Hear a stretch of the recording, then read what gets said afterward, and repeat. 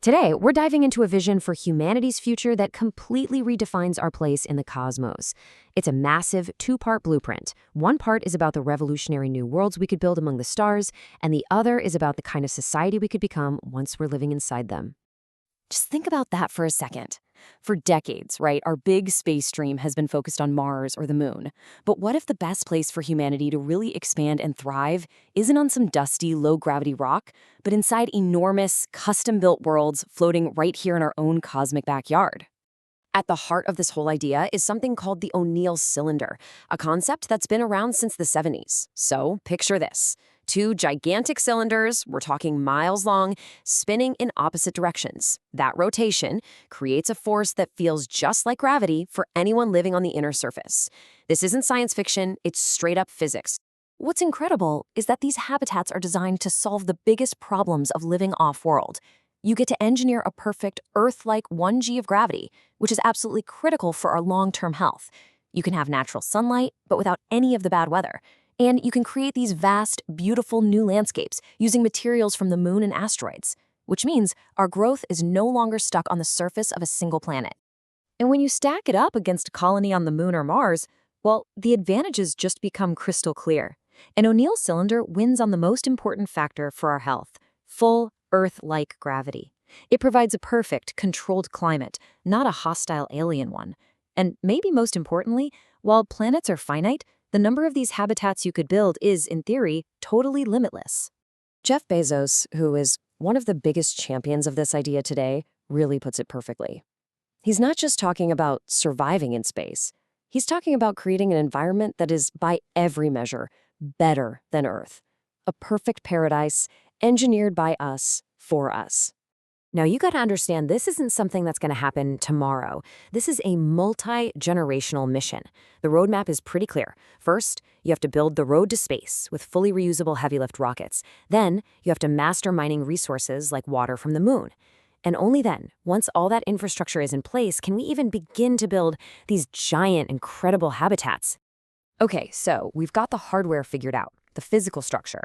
But what about the software? How do you actually run a society inside a massive, self-contained world? A new world is going to need a brand new operating system. Because here's the reality. You simply cannot bring Earth's problems with you. In a totally closed environment where every single resource, every bit of air, every drop of water, every watt of energy, all of our time, is precious. Things like unemployment or social instability aren't just issues, no, they are catastrophic system failures.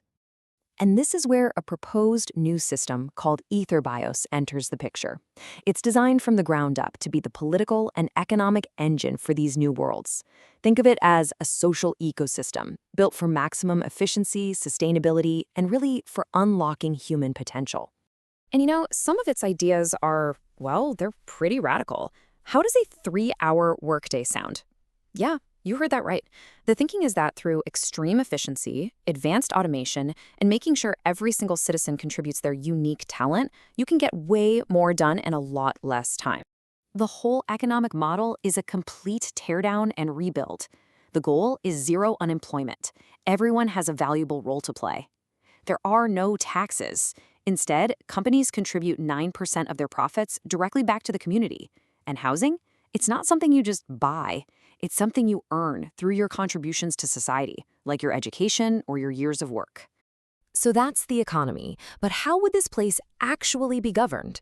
This isn't just an economic plan. It's a full-on political blueprint designed to avoid all the traps our current systems fall into.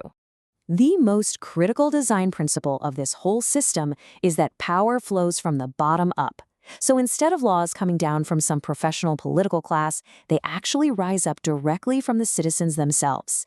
Every new idea gets proposed and debated first in local assemblies. It all starts right here, in what the system calls the Asamblea Ciudadana, or the Citizen Assembly.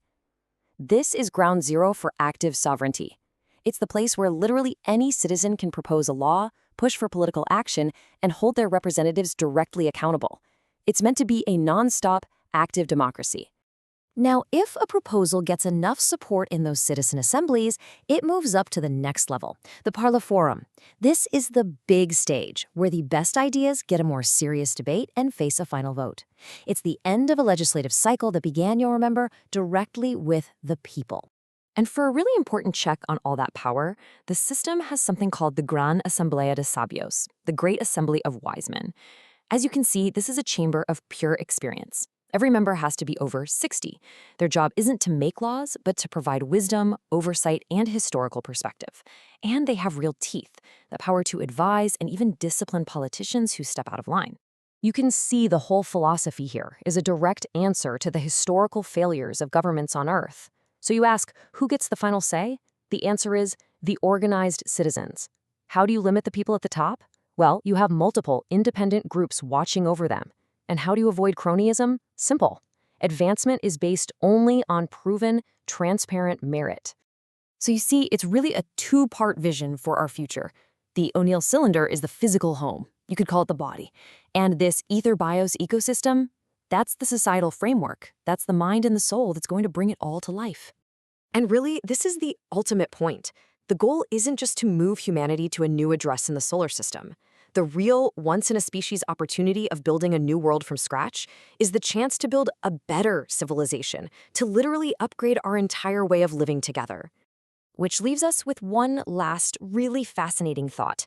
As we look out to the stars, maybe the most profound challenge, the true final frontier, isn't conquering the vacuum of space itself, but designing a society that's actually worthy of that grand new stage.